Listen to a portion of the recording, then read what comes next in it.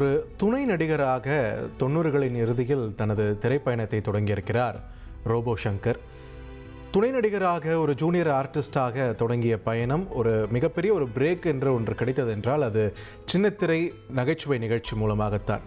இன்றைக்கும் ரோபோ சங்கர் என்று சொன்னாலே நம் அனைவரது மனதிலும் முதலில் உதயமாவது தனியார் தொலைக்காட்சியில் ஒளிபரப்பான அந்த நகைச்சுவை நிகழ்ச்சியில் அவர் பங்கேற்றதும், அது மட்டுமின்றி அதன் பிறகு மற்றொரு நிகழ்ச்சியில் வரக்கூடிய விருந்தினர்களை சிரிக்க வைக்க வேண்டும் என்ற ஒரு பொறுப்பு அவரிடம் வழங்கப்பட்ட போது அப்போது அவர் செய்து காட்டிய ஸ்கிட் உள்ளிட்ட நகைச்சுவை நிகழ்ச்சிகள், இது அனைத்துமே ரசிகர்கள் மத்தியில் அவர்களுடைய மனதில் என்றுமே நீங்காத ஒரு இடம் பெற்ற ஒரு காட்சிகளாக மாறியிருக்கின்றன. ரோபோ சங்கர் என்றாலே முதலில் நமக்கு நினைவுக்கு வருவது அந்த காட்சிகள் தான். இந்த நிலையில் எந்த திரைத்துறையில் ஜூனியர் ஆர்டிஸ்டாக இருந்தாரோ அதே திரைத்துறையில் சின்ன திரையில் கிடைத்த புகழ் மூலம் ஒரு புகழ்பெற்ற நகைச்சுவை நடிகராக, முக்கியத்துவம் பெற்ற ஒரு நகைச்சுவை நடிகராகவும் பிற்காலத்தில் அவர் வலம் வந்தது அவருடைய திறமைக்கு ஒரு நற்சான்று என்று சொன்னால் அது மிகையாகாது.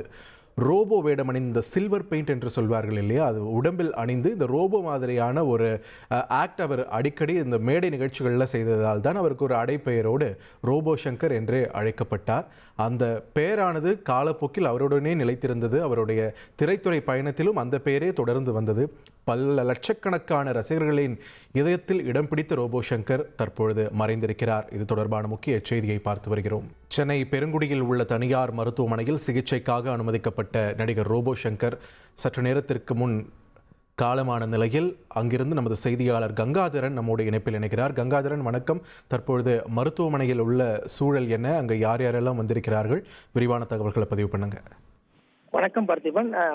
நடிகரும் பிரபல நகைச்சுவை நடிகருமான ரோபோ சங்கர் சற்று முன்னர் காலமாகியுள்ளார். அதாவது சில நாட்களுக்கு முன்பு உடல்நிலை சரியில்லாத காரணத்தினால் இவர் சென்னை பெருங்குடி தனியார் மருத்துவமனையில் அனுமதிக்கப்பட்டிருந்த நிலையில் தற்போது இரவு 8 மணிக்கு மேல் அதாவது உயிரிழந்திருக்கார் என்பது தெரிய வந்துள்ளது. தற்போது அவரது உடலானது சென்னை பெருங்குடியில் உள்ள தனியார் மருத்துவமனை அவர் உடலானது இருக்கிறது. தற்போது தனியார் ஆம்புலன்ஸ் மூலம் அவரது உடலை இங்கிருந்து கொண்டு சென்று அவரது இல்லத்திற்கு கொண்டு செல்லப்படுகிறது.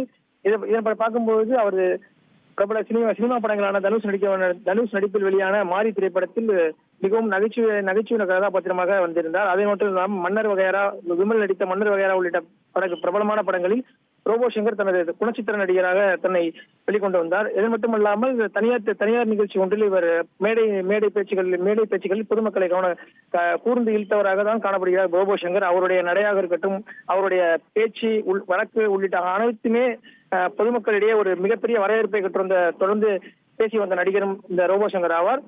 அவரது உடலானது இன்னும் சற்று நேரத்தில் இந்த சென்னை பெருங்குடியில் இருக்க தனியார் மருத்துவமனையிலிருந்து அவரது இல்லத்திற்கு கொண்டு செல்லப்படுகிறது. அதாவது ரோபோ சங்கருடைய உடன் பிறந்த சகோதரி மட்டும் இங்கு வந்திருக்கிறார். அதாவது மருத்துவமனையின் உள்ளே அவரது உறவினர்கள் இருக்கலாம் என்று எதிர்பார்க்கப்படுகிறது.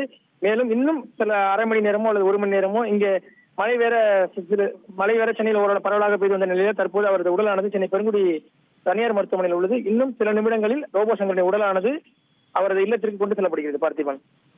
நன்றி கங்காதரன், உங்களுடைய விரிவான தகவல்களுக்கு.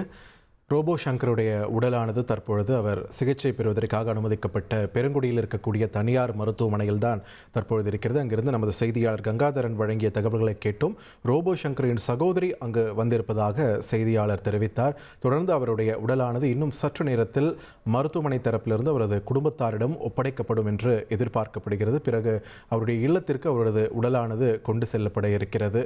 நடிகர் ரோபோ சங்கர் கடந்த 2005 தனியார் தொலைக்காட்சி நிகழ்ச்சிகளில் பங்கெடுத்து உச்சக்கட்ட பிரபலமடைந்து வரும் அடுத்தடுத்த ஆண்டுகளில் சின்ன திரையில் ஜொலிக்க தொடங்கியவர் வெள்ளித்திரையிலும் ஜொலிக்க தொடங்கி பல லட்சக்கணக்கான ரசிகர்களின் மனங்களை வென்றிருந்தார். மிகச் சமீபத்தில் தான் மஞ்சள் காமாலை நோயால் பாதிக்கப்பட்டு அவரது உடல் எடையானது அதிரடியாக குறைந்த தருணங்களும் நமக்கு நினைவிருக்கும். இது தொடர்பாகவும் செய்திகளில் அப்பொழுது வெளிவந்த வண்ணம் இருந்தது. இந்த நிலையில் அவரது உடல்நிலை மீண்டும் மோசமாகி இருப்பதாக மீண்டும் தகவல்கள் வெளியான நிலையில் இன்று சிகிச்சை பலனின்றி ரோபோ சங்கர் தனியார் மருத்துவமனையில் பலியாகியிருக்கிறார், மரணமடைந்திருக்கிறார். பலதரப்பட்ட மக்களிடமிருந்தும் அவருக்கான இரங்கல் செய்திகளானது சமூக ஊடகங்கள் வாயிலாக தெரிவிக்கப்பட்டு வருவதையும் நம்மால் பார்க்க முடிகிறது. மக்கள் நீதி மய்யம் தலைவரும் நடிகருமான கமல்ஹாசன், பாஜக மாநில தலைவர் நயினார் நாகேந்திரன், முன்னாள் ஆளுநர் தமிழிசை சவுந்தரராஜன் உள்ளிட்ட முக்கிய பிரமுகர்களும் இந்த மறுபுறம் அவருடன் சின்னத்திரையில் பணிபுரிந்த நாஞ்சில் விஜயன் உள்ளிட்ட கலைஞர்களும் தொடர்ந்து ரோபோ சங்கருடைய மறைவுக்கு தங்களது இரங்கலை பதிவு செய்து வருகின்றனர்.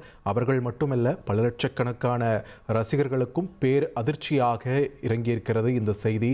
ரோபோ சங்கர் என்ற ஒரு மாபெரும் நகைச்சுவை கலைஞனை இன்று தமிழ் சினிமா இழந்திருக்கிறது என்று சொன்னால் அது மிகையாகாது. இதுவரை தமிழ் சினிமா எத்தனையோ நகைச்சுவை நடிகர்களை பார்த்திருந்தாலும் அதில் தனது மாறுபட்ட பாணியின் மூலமாக பல லட்ச இதயங்களை கொள்ளை கொண்ட ரோபோ சங்கரின் பயணம், திரைப்பயணம், வாழ்க்கை பயணம் இவ்வளவு சீக்கிரம் முடியும் என்று யாரும் எதிர்பார்த்திருக்கவில்லை.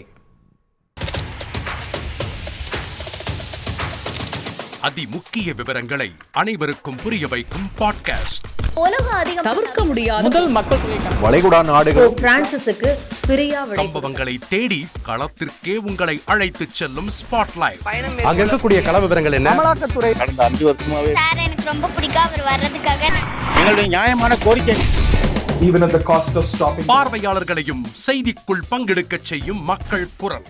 50 ரூபாய் எங்களுக்கு தண்ணிக்கு ஒரு தீர்வே இல்லைங்க 10 வருஷமா. எங்களுக்கு சரியான ஒரு விடிவு கிடைக்கவில்லை. 60,000 ஏக்கருக்கு தான் கேட்கிறோம், பிச்சை கேட்கறாங்க. புத்தம் புதிதாக, வித்தியாசமாக ஹெலிகாப்டர்களின் உதவி என்ன படிக்கலான்றதுல பேரண்ட்ஸும் என்கரேஜ் பண்ணணும், ஸ்டூடெண்ட்ஸும் தேர்வு செஞ்சு. எனக்கும் சீமானனுக்கும் பெரிய வித்தியாசம் இல்லைங்க. ஒரு பாயிண்டா சொல்லணும். உங்களுக்கான தலைவர்களை பொழுதுபோக்கு தளத்தில் தேடாதீர்கள், போராட்ட களத்தில் தேடுங்கள். அனைத்தும் உங்களுக்காக. எப்போதும் இணைந்திருங்கள் தந்தி டிவியுடன்.